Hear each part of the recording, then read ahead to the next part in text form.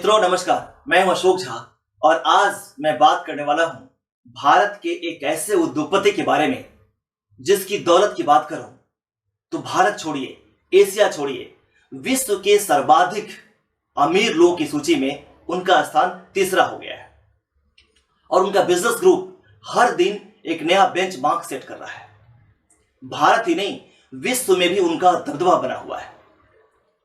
वो उद्योगपति हैं श्री गौतम अडानी, अडानी ग्रुप के चेयरमैन, अडानी ग्रुप के मालिक।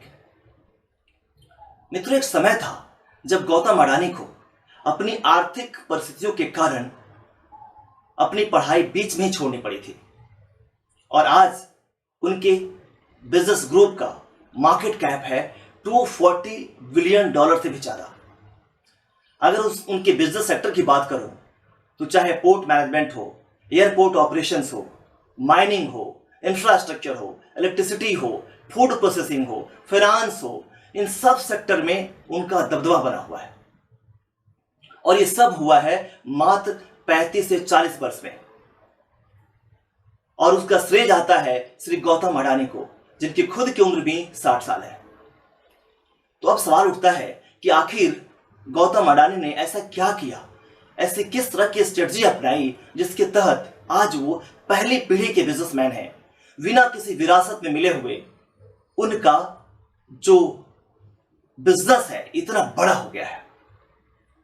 मैंने पूरी इनकी स्टडी किया है, इनके कंपनियों को समझा है, इनके काम करने के तरीके को समझा है, वर्क कल्चर को स्टडी किया है और उसके बाद मैं 5 पॉइंट आपके लिए लेके आया हूं जिसको मैंने नाम दिया है अडानी मंत्र।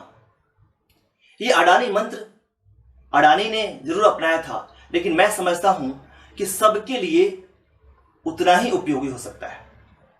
आप भी अपने बिजनेस में इसको उसी तरह से उपयोग कर सकते हैं। तो आइए देखते हैं ये 5 अडानी मंत्र क्या है।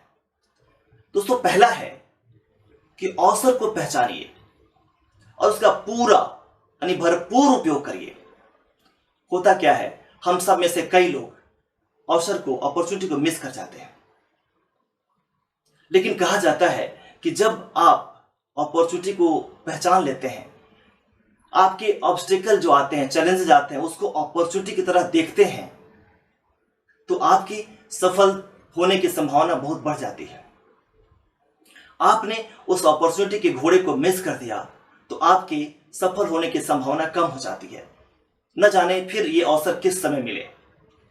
और मैं गौतम अडानी की बात करूं तो मैं दावे के साथ कह सकता हूं कि गौतम अडानी अपॉर्चुनिटी को पहचानने और उसका भरपूर उपयोग करने के अगर बात करूं तो उसका ये जीता जागता एक बेहतर उदाहरण है। गौतम अडानी का जन्म 1962 में अहमदाबाद में हुआ था। परिवार बड़ा था और पिताजी की आय कम थी। पिताजी उनके कपड़े के छोटे से व्यापारी थे। काम ठीक से नहीं चल पा रहा था। गौतम अडानी को लगा कि हमें काम करना पड़ेगा। उन्होंने अपनी ग्रेजुएशन की पढ़ाई बीच में ही छोड़ दी और छोड़कर माया नगरी मुंबई आ गया। मुंबई आकर उन्होंने एक डायमंड सॉर्टर के रूप में काम किया। 2-3 साल काम किया और सोचते रहे कि क्या किया जा सकता है, मैं कैसे आगे बढ़ सकता हूं, अपने परिवार के लिए और अपने लिए कैसे बेहतर कमाई कर सकता हूं। वैसे भी गुजरातियों को बिजनेस की प्रायोरिटी होती है। अडानी को लगा कि हमें बिजनेस ही करना चाहिए। गौतम अडानी ने वहीं पे डायमंड ब्रोकरेज की कंपनी खोल ली। कंपनी का काम धीरे धीरे शुरू हो गया, चल भी रहा था, ठीक चल रहा था। उसी बीच उनके भाई ने उन्हें बुलावा भेजा कि तुम फिर से गुजरात आ जाओ, अहमदाबाद आ जाओ, क्योंकि उनकी एक कंपनी थी प्लास्टिक से रिलेटेड प्रोडक्ट बनाने की, खास करके प्रोडक्ट को रैप करने वाले प्लास्टिक बनाने की। वो ठीक से चल नहीं पा रहा था। उसके ऑपरेशन के लिए उन्होंने गौतम को वहां बुला लिया। युवक गौतम जब वहां पहुंचे, हालांकि गौतम की एक आदत है कि वो हमेशा से जिस काम में लगते हैं पूरी ईमानदारी से करते हैं।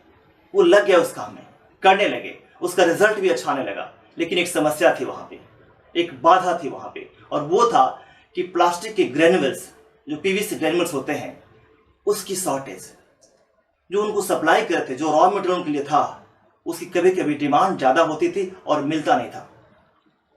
सप्लाई करने वाले मुकर जाया करते थे और इससे जो उनके कस्टमर्स थे उनका प्रोडक्ट या तो समय पर बनता नहीं था या फिर वादा खिलाफी हो जाती थी। इस समस्या को गौतम अडानी ने अवसर की तरफ लिया और उन्होंने सोचा कि क्यों नहीं मैं इसका इंपोर्ट करूं, क्यों नहीं मैं बाहर से मंगाऊं खुद ही। और वो कांडला पोर्ट से उसको इंपोर्ट करना शुरू किया और देखते ही देखते उन्होंने अपना तो कर ही रहे थे, अपने जो रॉ मटेरियल्स का जो उनको डिमांड थी वो नीड तो फुलफिल हो ही रहा था, साथ ही साथ उस पूरे इलाके में वहां का जो भी जिसकी भी डिमांड थी, जिस तरह की कंपनियां थी जो ग्रेनुअल्स मांगती थी, उनको भी ये सप्लाई करने लगे और देखते ही देखते ये इंपोर्ट में अपना पैर जमा लिया। और वही समय बनाया उन्होंने अडानी एक्सपोर्ट, जो बाद में जाकर के अडानी इंटरप्राइजेस के रूप में एक महत्वपूर्ण कंपनी है अडानी ग्रुप की। और दोस्तों, अगर अडानी का दूसरा अडानी मंत्र की बात करूं तो वो है कि आप दूरदर्शी बनिए। वैसे कहा जाता है कि एक अच्छे बिजनेसमैन को अवसर का गंध पहले ही मिल जाता है। तो जो भी एक अच्छा बिजनेसमैन होना चाहता है उसको भविष्य को देख करके भविष्य की तैयारियां आज ही करनी होती है। इससे फायदा होता है, उसे कंपटीशन भी कम होता है। जब तक लोग उस पर एंटर करते हैं तब तक वो काफी आगे तक जा चुका होता है। अगर मैं गौतम अडानी की बात करूं, 1991 भारत ग्लोबलाइजेशन लिबरलाइजेशन के दौर में आगे चल रहा था। गौतम अडानी को समझ में आ गया था कि भारत ने अपने दरवाजे खोल दिए हैं विदेशी प्रोडक्ट को आने के लिए और विदेश से प्रोडक्ट बाहर जाने के लिए। और उसमें सबसे ज्यादा उपयोगी होने वाला है पोर्ट, बंदरगाह। और यही कारण था कि जब 1995 में गुजरात सरकार ने अपने पोर्ट को प्राइवेट करने की बात करी तो सबसे पहले अडानी कूद पड़े उसमें। और वो 1999 में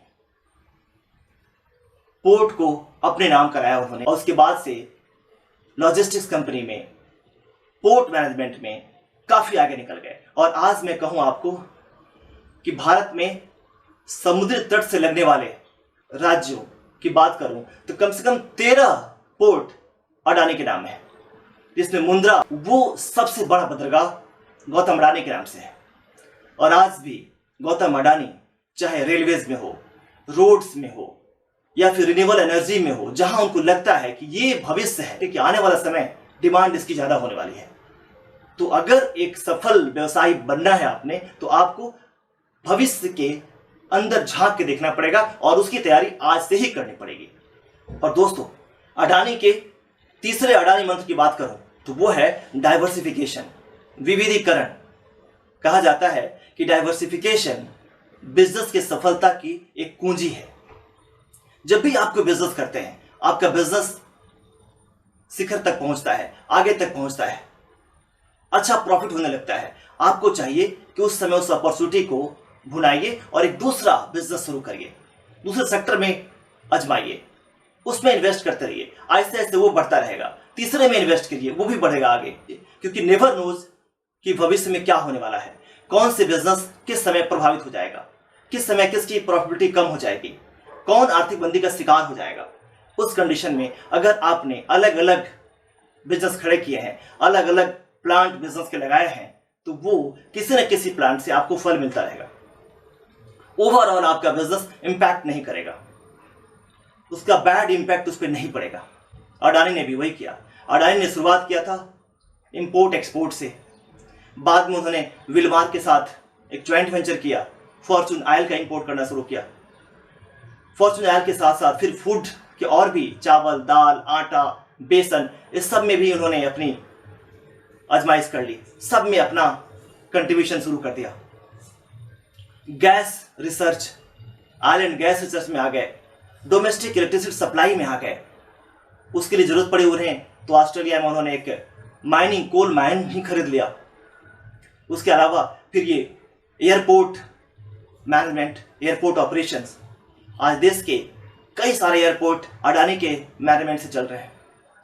उसके अलावा रोड कंस्ट्रक्शन में, वेयर हाउसेस में, इंफ्रास्ट्रक्चर में, सब में आहिस्ते आहिस्ते अडानी ने अपने आप को खड़ा किया। और दोस्तों, अगर मैं चौथे अडानी मंत्र की बात करूं तो वो है डिमांड और सप्लाई पे आपकी पैनी नजर होनी चाहिए। डिमांड और सप्लाई मार्केट का एक ऐसा मंत्र है जिसके बगैर कुछ हो ही नहीं सकता है। ये प्राइस, प्लेस, प्रमोशन, प्रोडक्ट, ये 4 P's पूरी तरह से डिमांड और सप्लाई पे आधारित है। अडानी ने भी इस बात को पूरी तरह से ध्यान रखा है। हमेशा से अपॉर्चुनिटी की बात हो, दूरदर्शिता की बात हो, जहां भी हो, डाइवर्सिफिकेशन की बात हो, सब में उन्होंने डिमांड और सप्लाई को ध्यान रखा है। हाल में ही उन्होंने अंबुजा सीमेंट और एसी सीमेंट को एक्वायर किया है, ये देखते हुए कि आने वाला समय इसका है। यानी जितना हमारे यहां कंज्यूम होता है उस हिसाब से हमारी प्रोडक्शन कम है। और आने वाले समय में चूंकि इंफ्रास्ट्रक्चर बहुत सारा काम हो रहा है, स्मार्ट सिटीज बनने वाली हैं, तो इसका डिमांड कई गुना बढ़ने वाला है। और यही कारण है कि उन्होंने इसको अक्वायर किया। मित्रों, अगर अंतिम 5वीं अडानी मंत्र की बात करो, जो सबसे इंपॉर्टेंट है वह है आपका सेल्फ कॉन्फिडेंस, आपका पेशेंस और आपका काम के प्रति समर्पण, डेडिकेशन टू वर्क। दोस्तों, ये ऐसा मंत्र है जो हर इंडस्ट्री में हर बिजनेसमैन को अपनाना ही पड़ता है। अगर मैं गौतम अडानी की बात करूं, आज हम सफलता की शिखर पे उन्हें देखते हैं, लेकिन ऐसा नहीं है कि उनके रास्ते पथरीले नहीं थे, उनके रास्तों में ऑब्स्टेकल नहीं था, बहुत सारी कठिनाइयां थी, लेकिन उन्होंने अपने को अपने बिजनेस पे फोकस रखा। वैसे भी अडानी बड़े ही गंभीर हैं, किसी बात में कूद नहीं पड़ते हैं, शांत स्वभाव के हैं और काम के प्रति उनका बहुत ही समर्पण है। कर्मणाधिकारस्ते मा फलेषु कदाचन, इसमें वो विश्वास करते हैं। जब मुंद्रा एयरपोर्ट उनको मिल रहा था, देश में भी उसका बड़ा विरोध हुआ था, वो चुपचाप देखते रहे, कई सारे लोग बैठ गए, उनका पोर्ट नहीं चल पाया और अडानी ने मुंद्रा एयरपोर्ट ले लिया। ऑस्ट्रेलिया में जब माइनिंग कंपनी को ले रहे थे, खरीद रहे थे, वहां भी जब जबरदस्त विरोध हुआ, उसके बावजूद भी अडानी उसको लेने में सफल हुए। मैंने पहले भी कहा था, केंद्र सरकार को घेरने के लिए विपक्षी पार्टियां भारत की अडानी और अंबानी की नाम लेती हैं, जिसमें अडानी अब सबसे ऊपर आ गए हैं, फिर भी कोई फर्क नहीं पड़ता है। और आप उनका ग्राफ देखिए, इसमें कोई डाउट नहीं है कि गुजरात गवर्नमेंट, या मैं गवर्नमेंट कहूँ आज डेट में, तो उसका पूरा बहुत सहयोग रहा है, वो माने या ना माने, उनका पूरा सहयोग रहा है इनके बढ़ने में भी। हालांकि वो कहते हैं कि गवर्नमेंट के साथ काम करने का मतलब ये नहीं होता है कि मैं कुछ गलत कर रहा हूं, उनको बधाई दे रहा हूं। आज बड़े सारे विरोध के शब्द बाहर निकलते हैं, लेकिन अडानी फिर भी अपने काम में लगे हुए हैं और आराम से बढ़ रहे हैं। अभी भी उन्होंने जो एनडीटीवी का जो शेयर लिया है वो भी सामने है, देख करके चुपचाप, पता भी नहीं चला, एनडीटीवी को पता नहीं चला, उनके प्रोमोटर को भी पता नहीं चला। तो मेरा मानना है कि अगर आप एक सफल बिजनेसमैन बनना चाहते हैं तो आपको अपने काम के प्रति डेडिकेशन होना ही चाहिए। आप दुनिया की बातों में बिना मतलब के पॉलिटिक्स से ना पढ़ के काम पे लगे रहिए और आप फ्यूचर में देखिए कि क्या होने वाला है, उस हिसाब से अपनी स्ट्रेटजी को बढ़ाइए। तो दोस्तों, ये था आज का ये 5 अडानी मंत्र। कैसा लगा जरूर बताइएगा। अगले सेशन में, अगली केस स्टडी में मैं जैक मा की बात करूंगा, जो मुझे बहुत ही प्रभावित करते हैं, देखिएगा जरूर।